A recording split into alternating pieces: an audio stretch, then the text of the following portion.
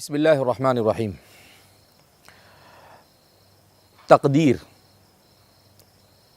یہ انسان کی زندگی میں بہت زیادہ اہمیت کے حامل ہے۔ تقدیر پر ایمان، نبی کریم صلی اللہ علیہ وسلم نے ایمان کے اساسیات میں اسے ذکر کیا ہے۔ آمنت باللہ و ملائکتہ و کتبہ و رسلہ والیوم الآخر والقدر خیرہ و شرہ، کہ تقدیر اچھی یا بری ہو یہ اللہ کی طرف سے ہوتی ہے۔ عام طور پر تقدیر کے مسئلے کو سمجھنے میں ہمارا وہ طبقہ جو تعلیم سے جڑا ہوا ہے اور جدید تعلیم سے جڑا ہوا ہے وہ بہت زیادہ کنفیوژن کا شکار ہوتا ہے۔ تو ضرورت اس بات کی ہے کہ ہم تقدیر کو قرآن کریم کی روشنی میں سمجھنے کی کوشش کریں۔ تقدیر کے سلسلے میں ایک اہم ترین بات جو سب سے پہلے ہمیں جاننے کی ضرورت ہے وہ یہ ہے کہ تقدیر کے سلسلے میں عام طور پر ہم یہ سمجھتے ہیں کہ انسان یعنی ہم اپنی زندگی میں جو کچھ کر رہے ہیں وہ اللہ نے لکھ دیا ہے اور اس کے مطابق ہو رہا ہے۔ یہ ہمارا سمجھنا غلط ہے۔ تقدیر کیا ہے؟ اس سلسلے میں سب سے پہلے ہم اس بات کو وضاحت کے ساتھ سمجھ لیں کہ اللہ رب العزت کے سلسلے میں ہمارا یہ عقیدہ ہے کہ اللہ عالم الغیب ہے۔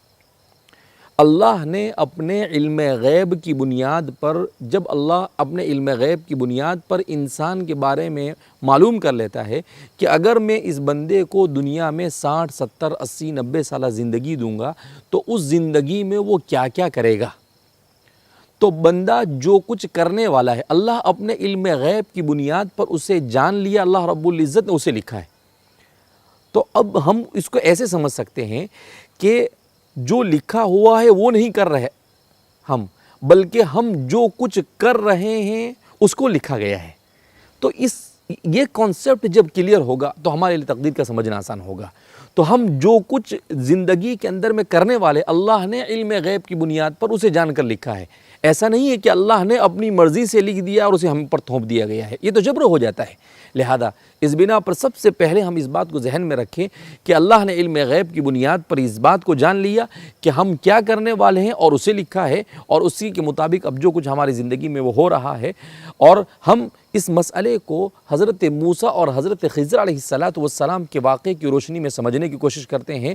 ایک معاصر مفکر نے، جن کا نام اس وقت میرے ذہن میں نہیں ہے، انہوں نے بڑے اچھے انداز میں اس بات کو سمجھانے کی کوشش کی ہے کہ حضرت موسیٰ اور حضرت خضر کا جو واقعہ ہے در حقیقت وہ یہ ہے کہ حضرت موسیٰ علیہ السلام یہ ہماری طرح ایک عام آدمی ہے، اور حضرت خضر کو اللہ رب العزت نے تقدیر کا علم دے کر اللہ نے بھیجا۔ تو گویا کہ ان دونوں کے درمیان جو واقعہ پیش آیا وہ تقدیر اور عام آدمی کے درمیان ایک مکالمہ اور ایک ڈائیلاگ ہے۔ تو ہم اسی کی روشنی میں اگلے حلقے کے اندر میں جاننے کی کوشش کرتے ہیں کہ کس طریقے سے تقدیر کو ہم آسانی کے ساتھ سمجھ سکتے ہیں۔ والسلام علیکم ورحمۃ اللہ وبرکاتہ۔